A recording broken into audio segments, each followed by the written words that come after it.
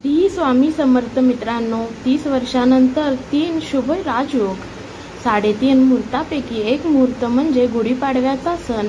मराठी नववर्षाची सुरुवात होते. हिंदू धर्मात गुढीपाडवा हा सण नवीन वर्षाची सुरुवात होते. या दिवशी श्रीराम 14 वर्षाचा वनवास संपवून अयोध्येत परतले होते. हिंदू पंचांगानुसार चैत्र हा काल निर्णयानुसार पहिला महिना. गुढीपाडव्याचा सण महाराष्ट्रासह इतर काही राज्यांमध्ये सुद्धा मोठ्या उत्साहात साजरा करण्यात येतो. यंदा गुढीपाडवा हा सण 9 एप्रिल 2024 ला साजरा करण्यात येणार आहे. वैदिक ज्योतिषशास्त्रानुसार गुढीपाडव्या ग्रहांचा अद्भुत मेळावा पाहायला मिळणार आहे.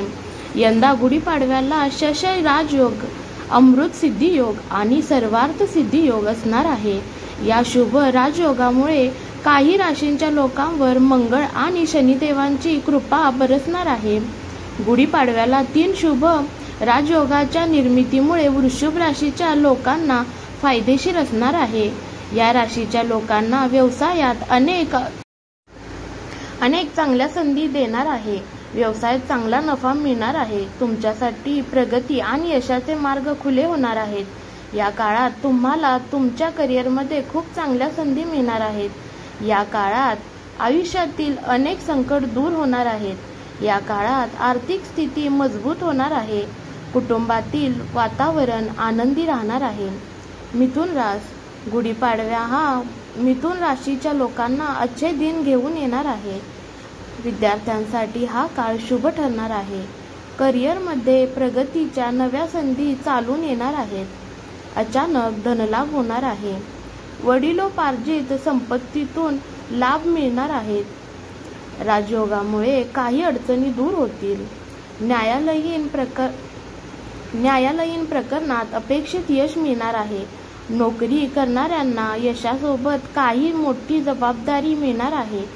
तुमची संपत्ती आणि प्रतिष्ठा वाढणार आहे. धनुराशीच्या लोकांसाठी गुढीपाडवा लाभदायक ठरणार आहे. या काळात उत्पन्नाच्या नवीन माध्यमातून पैसे मिळवण्यात तुम्ही यशस्वी होणार आहात. तुम्हाला गुंतवणुकीतून नफा मिळणार आहे. कामाच्या ठिकाणी तुमची प्रगती होणार आहे. या राशीच्या लोकांना पगारात वाढ होणार आहे. नोकरदारांना प्रमोशन मिळणार आहे. या काळात तुम्हाला काम आणि व्यवसायात चांगले यश लाभणार आहे. घरातील लोक आनंदी होणार आहेत. मित्रांनो, व्हिडिओ आवडल्यास लाईक शेअर करा. तुमचे मत कमेंट करून सांगा आणि अशाच नवनवीन माहितीपूर्ण व्हिडिओज पाहण्यासाठी चॅनेलला सबस्क्राईब नक्की करा.